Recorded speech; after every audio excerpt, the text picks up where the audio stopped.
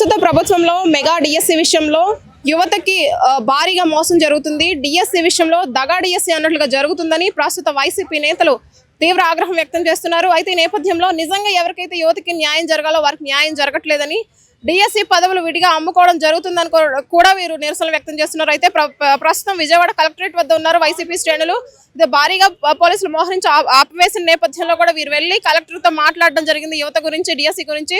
So ఈ నేపథ్యంలో మనతో మాజీ ఎమ్మెల్యే మల్లాది విష్ణు గారు ఉన్నారు. ఆయనతో మాట్లాడదాం. సార్, ఇది ఎంతవరకు సార్ నిజంగా యువతకి నిజంగా అవసరం ఉన్న యువతకి అందట్లేదు అంటారా నిజంగానే? గత నెల రోజులుగా ఈ డిఎస్సి మీద జరిగినటువంటి అవకతవకలు కానీ, డిఎస్సిలో జరిగినటువంటి లంచాలు కానీ, అవినీతి కానీ, వీటన్నిటి మీద వైఎస్ఆర్ కాంగ్రెస్ పార్టీ పదే పదే ప్రశ్నిస్తూ ఉంది. పత్రికల్లో వస్తూ ఉన్నాయి. అయినా కానీ ప్రభుత్వంకి చేమ కుట్టినట్లేదు. ప్రభుత్వం మాట్లాడట్లేదు. ప్రభుత్వం సమాధానం చెప్పట్లేదు. ప్రభుత్వం మాట్లాడకుండా, ప్రభుత్వ పెద్దలు మాట్లాడకుండా, మంత్రులు మాట్లాడకుండా, ముఖ్యమంత్రి మాట్లాడకుండా అధికారులతో సమాధానం చెప్పిస్తాను. మేము అడిగేదానికి తిన్నగా, సూటిగా సరైనటువంటి జవాబు రాష్ట్ర ప్రభుత్వం నుంచి వచ్చేటటువంటి పరిస్థితి అయితే లేదు.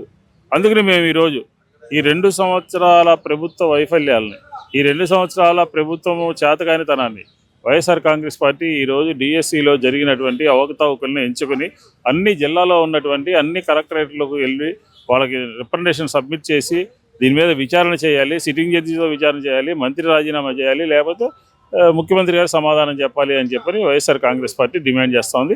ఆ దిశగా అడుగులు వేస్తూ ఉన్నాం. లేకపోతే మరింత ఉధృతం చేస్తామని చెప్పని కూడా ఈ సందర్భంగా చెప్తాం. సార్, ఇప్పుడు కలెక్టర్ గారి స్పందన ఎలా ఉంది? మీకు సంతృప్తికరంగా అనిపించిందా? కలెక్టర్ గారు ఏం చేస్తారండి? ఇది రాష్ట్ర ప్రభుత్వము, మంత్రులు, ముఖ్యమంత్రి వాళ్ళు సమాధానం చెప్పాలి. కలెక్టర్ గారి ద్వారా ప్రభుత్వం దృష్టికి తీసుకెళ్తా ఉన్నాం. కలెక్టర్ గారు దీని మీద తక్షణం స్పందించి ప్రభుత్వం దృష్టికి తీసుకువెళ్ళాలి అనేది మా ప్రధానమైనటువంటి డిమాండ్. సార్, ఈ విధంగా కనుక కంటిన్యూ అయితే ఎప్పటికైనా సరే మరి నెక్స్ట్ ఎలక్షన్ టైంలో యువత స్పందన ఎలా ఉంటుందంటారు? ప్రభుత్వ పరంగా నిరుద్యోగ భృతి లేదు, ఆరోగ్యశ్రీ లేదు, రైతులకు గిట్టుబాటు ధర లేదు, ప్రజలకి విద్యార్థులకు ఫీజు రీఎంబర్స్ చేయట్లేదు, అలాగే మెగా డిఎస్పి ఉద్యోగులకి అన్యాయము, నిరుద్యోగులు యువకులకు అన్యాయము, అర్హులైనటువంటి వాళ్ళకి వచ్చేటటువంటి పరిస్థితి లేదు. ఇన్ని విధాలుగా ఉన్నటువంటి తరుణంలో ప్రజలందరూ కూడా ఖచ్చితంగా మార్పు కోరుకుంటారు. మాకున్నటువంటి 40% ఓట్లతో పాటు ఇంకా అదనంగా ఈ ప్రభుత్వ వ్యతిరేకత, ప్రభుత్వ వైఫల్యాలు, ప్రభుత్వం ఇచ్చినటువంటి హామీలను అమలు చేయకపోవడం, అందుకనే మేము ఈ నెల 12వ తారీఖున పెద్ద ఎత్తున ర్యాలీ చేసి ఈ జిల్లాల్లో కానీ, నియోజకవర్గాల్లో కానీ ఎవరైతే అన్యాయం కాబడ్డారో, ఎవరైతే నిర్లక్ష్యానికి గురయ్యారో వాళ్ళందరినీ కూడా సమీకరించుకుని ఈ ప్రభుత్వం మీద పెద్ద ఎత్తున నిరసన తెలియజేసేటటువంటి కార్యక్రమాన్ని రూపొందించాం. కాబట్టి ఈ ప్రభుత్వానికి కౌంట్ డౌన్ స్టార్ట్ అయింది.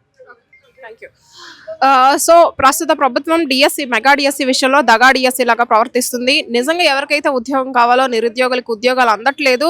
సో మేము పోరాటం అనేది స్టార్ట్ చేస్తాం ఈ నెల. అయితే ప్రస్తుత ప్రభుత్వానికి కౌంట్ డౌన్ కూడా స్టార్ట్ అయిందని కూడా మల్లాది విష్ణు గారు చెప్తున్నారు. అయితే మాది ఏమైనా ధ్యేయం యువతకి న్యాయం జరగడమే. యువతకి న్యాయం జరిగే వరకు కూడా మేము పోరాడతాము అని కూడా ఆయన చెప్తున్నారు.